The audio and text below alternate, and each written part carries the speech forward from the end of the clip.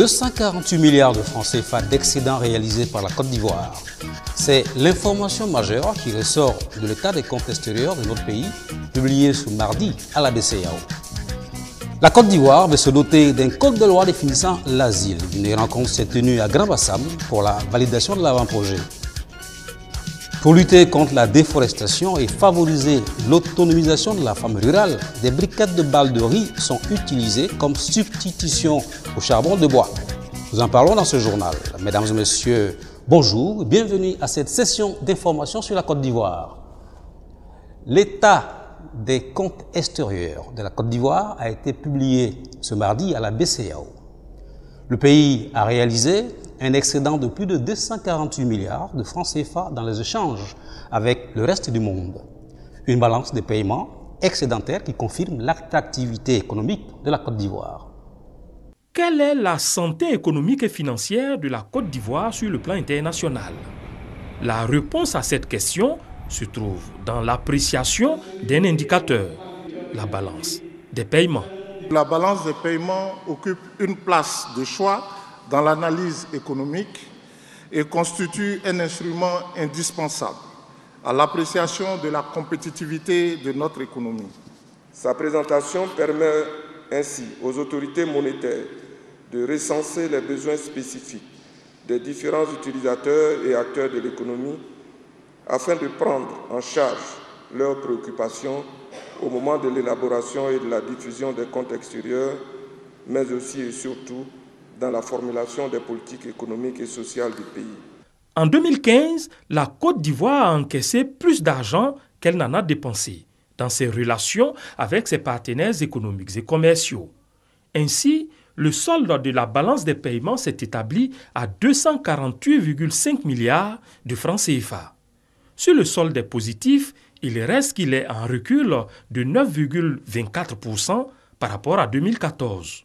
Une baisse liée à la morosité de l'économie mondiale, influencée par le ralentissement de la demande chinoise. Mais au-delà, l'économie ivoirienne enregistre une embellie. De 8,5% en 2014, la croissance économique s'est stabilisée à 9,2% en 2015. Une performance reconnue par les gendarmes de l'économie mondiale. À la veille de la nouvelle année 2017, l'événement économique majeur pour notre pays est la conclusion, le 12 décembre dernier, du nouveau programme économique et financier avec le Fonds monétaire international. Ce programme, soutenu par une facilité élargie de crédit, couplé avec un mécanisme élargi de crédit sur la période 2016-2019, vise à soutenir le gouvernement ivoirien dans la mise en œuvre de son plan national de développement 2016-2020.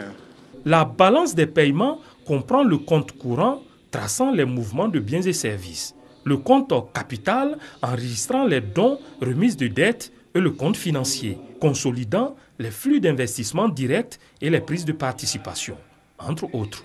Élaborer un cadre juridique pour la protection des réfugiés et demandeurs d'asile en Côte d'Ivoire, c'est tout le sens de la rencontre de Grand-Bassam pour la validation de l'avant-projet de loi d'asile en Côte d'Ivoire en vue de doter le pays de lois codifiées définissant l'asile. Bien qu'ayant accueilli au début des années 1990 près de 400 000 réfugiés du Libéria et environ 450 000 réfugiés de la Sierra Leone suite aux guerres civiles qu'ont connues ces pays et d'autres réfugiés provenant de divers pays, la Côte d'Ivoire ne s'est pas dotée de lois codifiées définissant l'asile à l'instar de plusieurs pays dans le monde.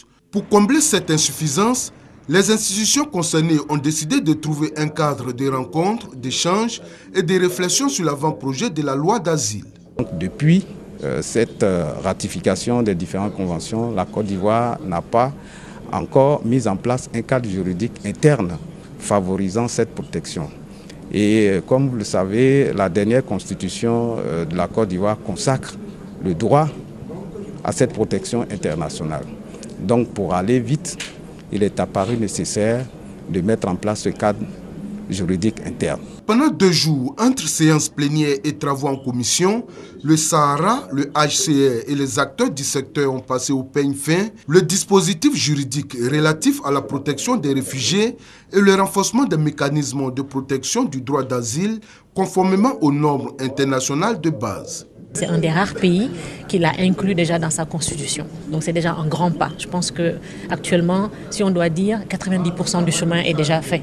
Il nous reste ces 10%-là et nous espérons les avoir, achever ces 10% au travers de cet atelier. L'asile est défini comme la protection qu'accorde un état d'accueil à un étranger qui ne peut, contre la persécution, bénéficier de celle des autorités de son pays d'origine. L'asile comprend la protection, l'assistance et les statuts accordés par les autorités d'un pays à des personnes ayant la qualité de réfugiés ou de demandeurs d'asile. Des experts du Mali, du Sénégal et de la Côte d'Ivoire partagent leurs expériences sur la question des conflits fonciers en milieu rural. Les conflits entre éleveurs et cultivateurs restent pour beaucoup de pays africains des sources de tensions et d'instabilité socio-économique.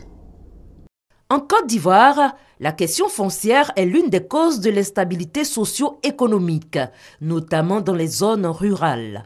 Au nord du pays, les conflits éleveurs et cultivateurs demeurent de plus en plus récurrents, malgré les efforts consentis par le gouvernement. La tenue de cet atelier sous-régional répond donc au souci de trouver des solutions durables à cette problématique. C'est une question qui est importante. Aujourd'hui, les États africains doivent trouver des solutions durables pour qu'il y ait une paix sociale qui puisse permettre le développement, parce que sans paix, le développement n'est pas possible.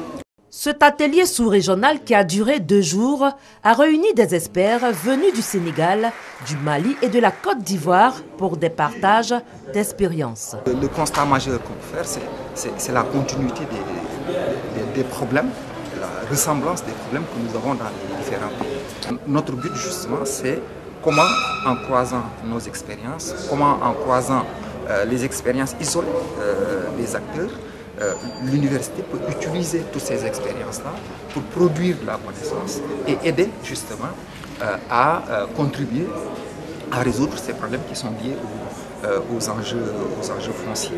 Selon les initiateurs de cette rencontre, les résolutions de cet atelier devraient aider les gouvernants à renforcer leur stratégie sur la gestion efficace et durable des terres dans les zones rurales afin de consolider la paix et le tissu social. L'Institut national de la santé publique lance la première journée scientifique sur les maladies à transmission vectorielle et tropicale négligée. Des pathologies qui, selon l'OMS, font plus d'1 million de décès chaque année. Le paludisme, la dengue, la lèpre, la fièvre jaune, l'onchocercose, des maladies à transmission vectorielle et tropicale négligées. Elles sont causées par des parasites transmis par des insectes vecteurs. Selon l'OMS, plus d'1 million de décès dans le monde chaque année sont dus à ces maladies à transmission vectorielle. Une situation qui inquiète l'Institut national de la santé publique. Une journée scientifique alors en vue de contribuer à la lutte contre le paludisme, les arboviroses et la trypanosomose humaine africaine en Côte d'Ivoire. Plusieurs travaux de recherche sont menés dans cet institut, dans plusieurs sites, mais ces résultats ne sont pas toujours connus du grand public. Et en plus, ce sont des résultats qui touchent des maladies d'un type particulier. Donc il était temps de pouvoir valoriser les résultats de ces travaux de recherche. À l'issue de cette journée scientifique, partenaires techniques et financiers, étudiants, enseignants, chercheurs et chercheurs se disent satisfaits. De plus en plus, ces maladies-là refont surface. Donc je crois que cette initiative-là est l'occasion où on présente les résultats pour attirer l'attention des décideurs, pour dire que bon, ces maladies-là, certes, elles sont négligées, mais elles tuent à petit feu. C'est une bonne initiative pour l'Institut national de santé publique d'organiser une journée scientifique par rapport à un groupe de recherche. Ça permet de faire vraiment connaître les travaux qui sont menés ici à l'Institut et hors de l'Institut. Les maladies à transmission vectorielle et tropicale négligées selon l'OMS touchent les populations les plus pauvres des pays d'Afrique, d'Asie, d'Amérique latine et des États insulaires du Pacifique, où l'accès aux soins de santé est inexistant ou limité. L'Association pour la santé de la femme et de l'enfant diabétique a fait un don d'insuline et de lecteurs de glycémie aux enfants diabétiques. C'était lors de la 4e édition de l'Arbre de Noël des enfants diabétiques de Côte d'Ivoire.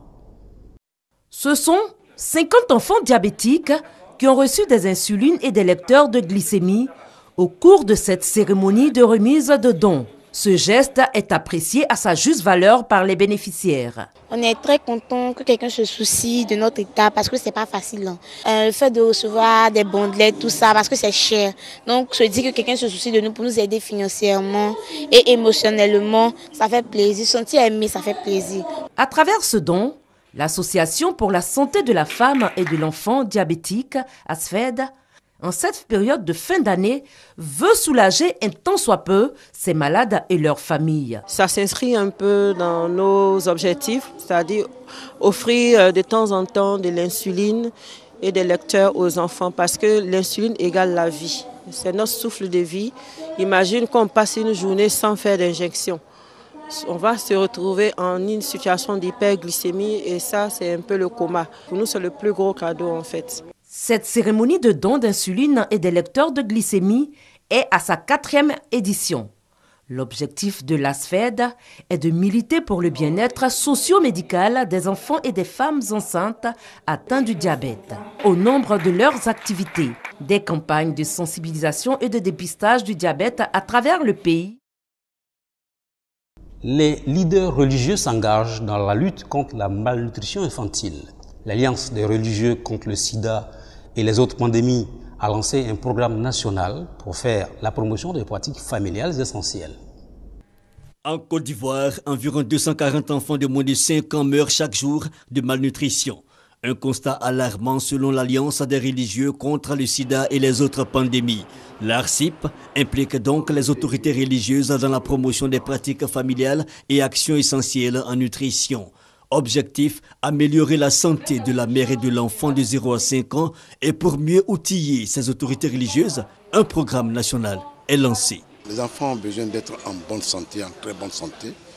Ce sont des êtres très fragiles qu'il faut soigner, il faut en prendre soin pour leur épanouissement. Nous allons dans les mosquées, nous allons dans les temples, nous allons dans les églises. Nous sensibilisons les communautés, nous leur donnons les bienfaits de l'allaitement maternel et nous leur donnons les principes qui sont dans le Coran et dans la Bible pour dire voilà les textes qui vous ordonnent d'allaiter les enfants de façon naturelle. La santé de la mère et de l'enfant, une préoccupation pour la représentation de l'UNICEF en Côte d'Ivoire. Nous accompagnons en chiffres financiers, si vous voulez, pour l'année 2017.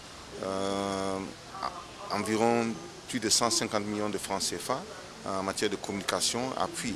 Mais ça va au-delà de ça. C'est plus former une coalition pour les droits de l'enfant au sein de la société pour que chaque droit puisse faire valoir pour l'enfant en associant les leaders religieux. Pour rappel, l'ARCIP s'est engagé depuis 2009 dans la mobilisation des religieux en matière de stratégie de promotion de la santé pour le changement de comportement des populations. En Côte d'Ivoire, le service de coordination des structures éducatives de base a tenu une réunion bilan du premier trimestre de l'année scolaire 2016-2017. La rencontre a eu lieu au complexe socio-éducatif d'Adjamé Santé en présence des acteurs du système. Complexe socio-éducatif d'Adjamé Santé ce mardi 27 décembre. C'est le lieu choisi pour abriter la réunion bilan du service de coordination des structures éducatives de base pour le premier trimestre de l'année scolaire 2016-2017.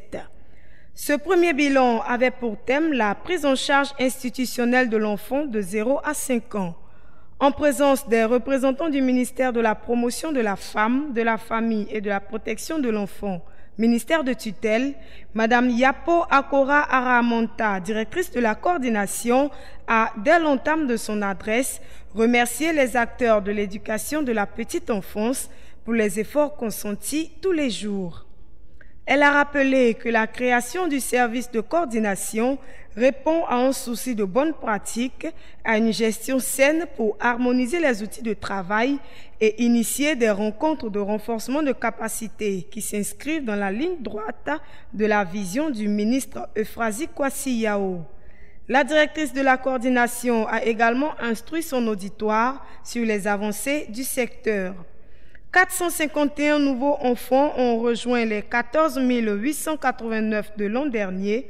Ce sont donc au total 15 340 enfants qui bénéficient de cet encadrement dans 180 structures éducatives de base reparties sur l'ensemble du territoire national. Madame Kofi Solange, conseiller technique chargé des directions régionales et des structures, nous livre ses impressions après ce bilan. Je suis en charge des directions régionales et des structures. Entendez par structure les structures de base, CPPE, CACE, les orphelinats, les pouponnières et les institutions de formation de la femme. Quand pendant une période vous avez fait des activités, à un moment donné, il faut vous arrêter avec les responsables de terrain pour voir ce qui a marché, pour voir ce qui n'a pas marché et prendre de nouvelles décisions. Nous sommes en congé de Noël puisque nous avons l'année scolaire comme agenda. Ce sont les congés de Noël. Nos enfants sont en vacances et nos formateurs, ici on parle d'éducateurs, nos éducateurs doivent s'arrêter pour savoir ce qu'ils auront à faire au deuxième trimestre de l'année. À la fin du deuxième trimestre, nous allons nous arrêter, reprendre le troisième trimestre et en fin d'année faire un bilan général de nos activités concernant le ministère, concernant la prise en compte des enfants à bas âge. Rendez-vous donc dans 3 mois pour le deuxième bilan de cette année scolaire. Des retraités espagnols volent au secours des élèves d'Aouniansou dans la ville de Bouaké. C'est au centre de la Côte d'Ivoire. Ils ont offert une cantine et des latrines modernes au groupe scolaire du village. Son Excellence M. Luis Prados, ambassadeur du Royaume d'Espagne en Côte d'Ivoire, a remis les locaux à la famille éducative d'Aouniansou. Le groupe scolaire d'Aouniansou-Château dans la commune de Bouaké a désormais une cantine et des latrines modernes, dont d'une association espagnole dénommée Levanta de Anda, qui signifie en français « Lève-toi et marche », une organisation qui regroupe des retraités de la ville de Coslada, dans la région de Madrid. Ces infrastructures viennent améliorer les conditions de travail des enseignants et surtout celles des tout-petits. Ces réalisations ont été officiellement remises à la famille éducative par Luis Prados, ambassadeur du Royaume d'Espagne en Côte d'Ivoire. C'est la joie pour nous les enseignants, pour les enfants. Parce que les enfants ont un endroit maintenant où se soulager. Le porte-parole des écoliers, les parents d'élèves, la municipalité et le ministère de l'Éducation nationale ont salué la contribution des retraités espagnols à l'épanouissement des enfants ivoiriens. Plusieurs doléances ont été soumises aux diplomates espagnols, à savoir la réhabilitation de l'école, la construction d'une bibliothèque et d'une salle multimédia. Des doléances auxquelles Luis Prados compte apporter des solutions. Je m'engage personnellement à vous faire parvenir les livres pour construire une bibliothèque. Je m'engage aussi à travailler pour obtenir des résultats dans les autres domaines qui ont été mentionnés ici. Les enfants de la maternelle et du primaire du groupe scolaire Aouniansou ont exprimé leur reconnaissance aux donateurs par des prestations artistiques.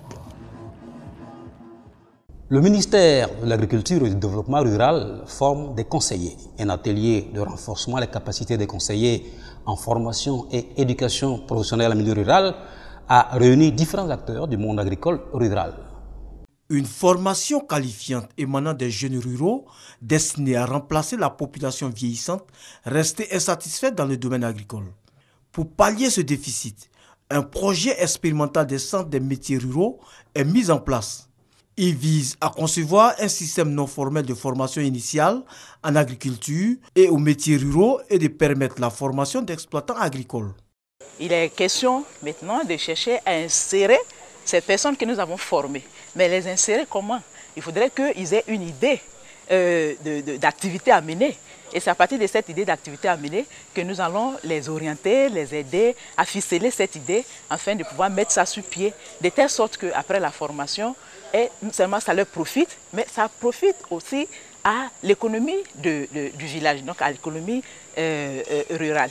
Le milieu rural est un milieu qu'il faut transformer, il faut que nos paysans deviennent des professionnels au niveau de l'agriculture. Et donc, c'est un module qui permettra à ces orientations, à ces conseillers d'orientation, d'implémenter l'entrepreneuriat en milieu agricole de sorte que nos exploitants soient autonomes dans leur gestion. Donc, il était important que nous donnions les outils à nos conseillers, les techniques pour voir comment éveiller l'esprit entrepreneurial chez les jeunes, chez les femmes, chez les producteurs, voir comment ils peuvent monter des projets, comment ils peuvent les conduire, comment ils peuvent les évaluer, comment ils peuvent faire un plan d'affaires. 16 conseillers en formation et en orientation professionnelle en milieu rural ont bénéficié du renforcement des capacités. La mise en œuvre de ce projet s'est déroulée en 3 phases. La première de 1995 à 2002, la deuxième de 2004 à 2007 et la troisième de 2007 à 2015. Environ 525 millions de francs CFA. C'est le coût global de réalisation du projet Triangle Pacifique en faveur de 45 communautés villageoises du centre du pays. Une initiative de l'ONG italienne AVSI qui vise à résoudre les conflits intercommunautaires et spécifiquement entre agriculteurs et éleveurs. L'association volontaire pour le service international AVSI, cette ONG italienne, œuvre dans le social depuis plusieurs années en Côte d'Ivoire. Elle vient d'achever son projet dénommé Triangle Pacifique en faveur de 45 communautés villageoises des départements de Bouaké, Béomi et Sakassou. L'initiative vise à résoudre les conflits intercommunautaires et spécifiquement entre agriculteurs et éleveurs de ces différentes zones agricoles. Ainsi, durant 3 années, plusieurs composantes, telles le renforcement des capacités des autorités locales, l'accompagnement des agriculteurs et éleveurs, le développement communautaire, ont constitué l'essentiel du contenu de ce projet. Même si le projet aujourd'hui termine, à travers le support que ça a été remarquable de toutes les autorités préfectorales, ils pourront continuer à gérer les conflits à l'amiable. La ministre Mariatou Kone, marraine de cette cérémonie de clôture, a lié les résultats du projet Triangle Pacifique aux objectifs du gouvernement, à savoir faire de la Côte d'Ivoire un pays de paix et de progrès. La voie pacifique de gestion et de résolution des conflits permet d'épargner des vies humaines. AVSI vient de nous offrir l'opportunité de comprendre que la paix dépend de chacun de nous. Il suffit parfois d'un petit pas vers l'autre ou d'une main tendue à l'autre pour briser les murs de méfiance et dissiper les suspicions. Le projet Triangle Pacifique de l'ONG AVSI Côte d'Ivoire a été cofinancé par l'Union européenne. Coût global des réalisations, 800 000 €, soit environ 525 millions de francs CFA. Éditeurs et professionnels de Côte d'Ivoire face aux défis nouveaux des marchés publics. C'est le thème de l'atelier de formation organisé par l'ACEDI. L'association des éditeurs de Côte d'Ivoire veut ainsi rendre aptes ses membres à postuler aux offres d'appel nationales et internationales. Le secteur du livre en Côte d'Ivoire est parfois soumis à des appels d'offres de la part de l'État. N'étant pas toujours compétitif ou apte à postuler à ces appels d'offres, l'Association des éditeurs de Côte d'Ivoire, ACEDI, a organisé un atelier de formation des éditeurs et au-delà de tous les professionnels du livre, avec pour thème « Éditeurs et professionnels du livre de Côte d'Ivoire face aux défis nouveaux des marchés publics ». Dans le secteur scolaire, il nous arrive d'être confrontés à des appels d'offres, aussi bien nationaux qu'internationaux. Nous avons constaté que au moment donc de la proclamation des résultats, généralement c'est toute une suspicion qui accompagne ce processus-là, de sorte à ce que cela crée d'énormes tensions et le constat était que tout cela est fait peut-être par manque de formation, par manque d'information, simplement par ignorance. De ce fait, un certain nombre d'éléments sont à prendre en compte pour postuler à un appel d'offres. L'entreprise qui va postuler pour les manuels scolaires, bien entendu, il faut qu'elle soit un professionnel du secteur de l'édition ou de l'imprimerie. Et donc, il faut en rapporter la preuve, notamment au regard du registre de commerce qu'elle présente.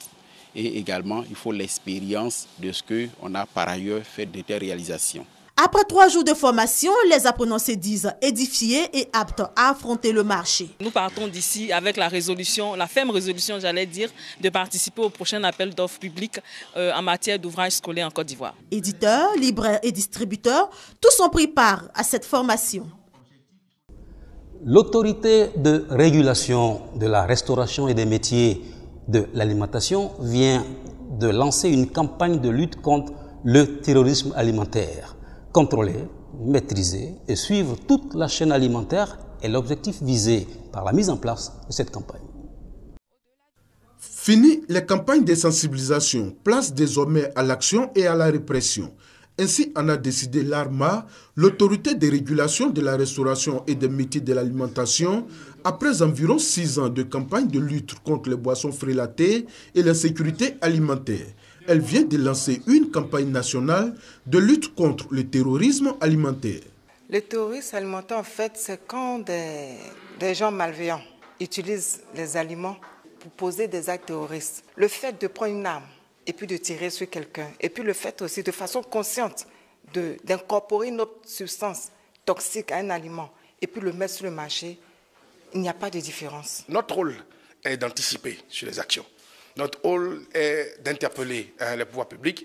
Notre rôle est de responsabiliser, en tout cas ceux qui ont à produire, les industriels, et aussi d'attirer l'attention des consommateurs sur les maux qui minent effectivement les différents secteurs. La coalition nationale de lutte contre le terrorisme alimentaire a décidé de veiller à ce qu'aucun produit alimentaire mortel et impropre à la consommation ne franchisse le territoire ivoirien. Il s'agit donc au cours de cette campagne de contrôler, maîtriser et suivre toute la chaîne alimentaire, les fournisseurs de boissons ou d'aliments, les services de restauration sans exclusif. Le temps de la pitié est passé. Le temps de la gentillesse est passé. Nous sommes arrivés aujourd'hui au temps de fermeture.